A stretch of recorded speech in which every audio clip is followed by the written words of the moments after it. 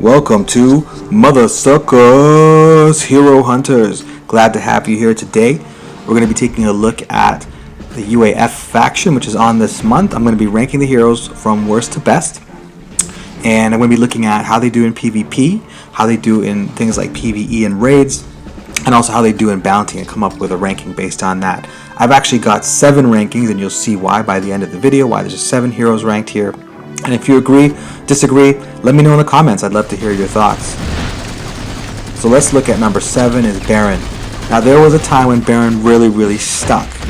And then he got really good for a while when Plat Baron, his Plat skill was setting off Plat Halo's lightning rod. He was dominating for a while and everyone was getting upset. And some people were really happy with that because they were getting a lot of wins.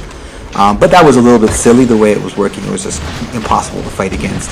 So then they took that out, and then since then he's kind of gone back downhill. Now we're going to see with this update that's coming up where they're going to be changing things around. I have a feeling that players like Baron are going to have a lot more use, but I don't really see him much in PvP unless there's an event. I don't really see him in raids doing very well. And in bounty, actually, he does decent damage. I didn't have him plat in this video, but I got him plat later. I don't really see anybody using him, so I'm not sure that he's really like a priority hero you want to invest in. So out of the UAF faction, there's definitely better choices to invest in and to use in most situations than Baron. But like I said, we'll see what happens after the update. I mean, his bronze skill does a little bit of that stun, and he does break the cover with his silver skill, and his plat skill does do a little bit of extra damage. He does do the taunt. Like, he's got some good abilities, but to me, honestly, he just dies too easily. If I see a Baron on a team and I've got Panzer, I've got Dogface, even I've got Kane or Wesson, I can probably take Baron down pretty easily, pretty quickly without even looking back. So that's why I'm ranking him low, because I just don't really see situations that I've used him that end up going super well. So that's why Baron is currently number 7 on this list, the worst of the UAF faction. Now next we have number 6, Riker. He's the first hero you get in the game, so you don't expect he's going to be that good. The main problem with Riker is, like, he does decent damage. In fact, that's all he really does. He's a big damage dealer. Against energy heroes, when you bust out some of his skills, he might actually do a decent bit of damage, but he doesn't really have much else going on for him. Even his gold and platinum skills are really all just about increasing damage. If critical hit rating goes up, or more damage to enemies out of cover, those types of things. So, I mean, I think he's good for like PvP events where he's boosted. He doesn't do too bad in PvP. And for special usages go, like on any hard campaign modes and stuff, I probably wouldn't be bringing him along. And while he does do a lot of damage, he's not as good of a damage dealer as any of the other mech DPS, and they have other things going for them as well in terms of their skills and their ruggedness. So Riker's like an average level hero. I don't really see any use for him after all the UAF stuff is over. Maybe after the update he'll be good. I mean, they did make some changes to him which made him a little bit better, but I don't know that I'm going to be really using him a whole lot. So on bounties, I mean, he's good because you only have one other mech on your team. Everyone else is energy on UAF, so Riker's good on bounties to take out energy bounties. So that's definitely one good use for him, but other than that, not much. The one thing I'll say, and I've said it before, is he's kind of a low priority hero, so people probably leave him alone in PvP. Which means that he could probably do a lot of damage unnoticed. So that's kind of one good thing. But honestly, that's not really a good reason to use a hero, because they're kind of so poor that everyone leaves them alone. So Riker is number 6. Now we look at number 5, Oracle. Oracle's kind of a specialty character.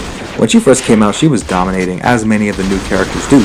Her skills were just destroying everybody. Her skill recharge and her bombard and all this stuff that she was doing. I think just people weren't expecting it because she had all these unique skills. Again, just like with any other hero, the problem with energy heroes like Oracle, damage dealers, is damage dealers already die so easily, but she dies easily more because, of course, she's energy. And with the mech meta players that are being used right now, the Dogfaces, the Panzers, Oracle just goes down too easily. I can't find a PvP team with her that works really well. I'm hoping she's the kind of character that gets used more after the update, because she's really interesting to use. She's different. You use her with someone like Kane, and they're just setting off skills left, right, and center. So if you use her with people that have fast skill recharges already, then you could do some pretty cool things. But right now, I mean, she's just not hardy enough to kind of make it through a battle. She gets targeted first because people know once she starts doing all her stuff that she's going to start destroying everybody. So I do like Oracle, and I wish I could use her more, and I still think she's better than some of the others, but overall, not really going to have a high ranking as far as I'm concerned. In bounty, she definitely does a lot of damage. So for bounty, UAF month, you're going to want to make good use of her. She does tons of damage, and her skills are good at clearing out the ads and just getting your other characters doing more damage. So that's pretty cool. And in raids and stuff, I haven't really found a use for her, but maybe you might find some way to use her in a special way. So overall, she's not a bad hero. I hope I can use her more. Best thing though, right there, when you kill a hero with Oracle Silver. It's just magical. Number 4 is Nightingale with no skin. Now you can see why I have 7 heroes that are ranked, because Nightingale with no skin is basically a completely different hero than Nightingale with legendary skin. I've always liked Nightingale. I was using her before the skin came out because she was great on teams for her stun skill, for her burst healing early in the match, especially if you control her skills going off quite a lot. So use her in control, you see, look at that, one shot out and it's recharged almost halfway.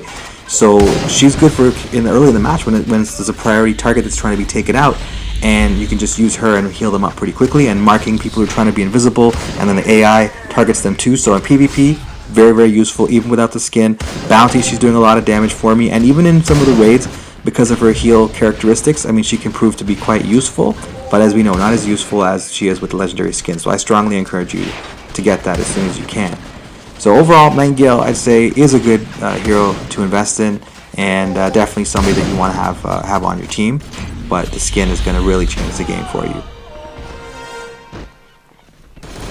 Now we take a look at number 3, Colonel Wesson, who, when he came out, people weren't sure what to think of him. I think the jury's still out on if he's a good hero or not. I put him on teams, and you know what? I found teams that now work with him, because if you really get him going, his airstrike can really wreak havoc. His mark skill, a mark for death, can actually really help when you're focusing fire. If you've got a full team and they have 2 or 3 left, it's a really good way to take the rest of them down quickly.